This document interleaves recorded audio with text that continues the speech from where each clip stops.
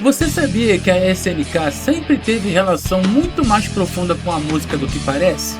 E não é só trilha sonora. Dentro do universo de The King of Fighters existem idols, bandas e até shows ao vivo. Um dos maiores exemplos disso é a Atena Samia. Ela não é só uma lutadora, é uma pop idol mundial, usando músicas para espalhar mensagens de paz. E isso vem desde Psycho Soldier, que já tinha uma das primeiras músicas com vocais digitalizados da história dos arcades.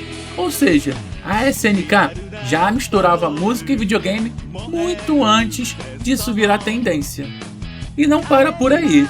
A própria franquia trouxe a banda SIS, formada por Yashiro Nanakaze, Shermie e Chris. Eles roubam o convite do time dos esportes e entram no torneio de The King of Fighters 97 por vingança contra Yori Yagami, por conta de terem tido um show cancelado para dar lugar à banda do cara de cabelo ruivo. Ou seja, música sempre esteve no DNA da série, e foi justamente isso que abriu espaço para uma das ideias mais criativas e ousadas para a época, a Band of Fighters. Criada nos anos 90, a proposta era simples: um universo alternativo onde os lutadores deixam as brigas de lado e resolvem tudo cantando e dançando. A formação principal é simplesmente icônica: Atena Samia nos vocais, Kyoko Sanagi na guitarra, Yori Yagami no baixo, Terry Bogard na bateria e Nakoruru no teclado. Sim, Kyo e Yori na mesma banda.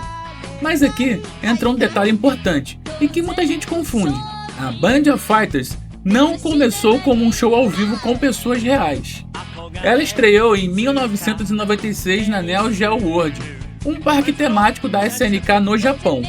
E o show original era feito com versões áudio animatrônicas dos personagens. Eram literalmente robôs de Kyo, Yori, Terry, Atena e Nakoruru, tocando e cantando suas músicas no palco. Ou seja, antes de qualquer apresentação humana, a Band of Fighters era um espetáculo mecânico, quase como um parque da Disney versão SNK. Depois disso, o projeto evoluiu. O mesmo palco dos animatrônicos passou a ser usado para as apresentações reais, com os dubladores oficiais dos personagens cantando em eventos especiais, shows e anúncios da SNK. Foi aí que a ideia ganhou uma nova camada, aproximando ainda mais os fãs. E junto com isso, veio o coração musical da banda, o single The Song of Fighters 2. Essa música é um remix de uma versão original da SNK, mantendo a mesma melodia, mas adaptada para incluir vários personagens. Cada trecho é cantado por um lutador diferente, criando uma espécie de crossover musical. E o mais interessante, nas apresentações ao vivo, a música muda toda vez. Como nem todos os dubladores participam sempre, eles podem trocar falas, improvisar e usar frases diferentes dos personagens. Isso transforma cada show em algo único e especial. Existe uma versão alternativa chamada Bright Fly, que mantém a melodia, mas muda a letra, reforçando esse lado dinâmico e performático.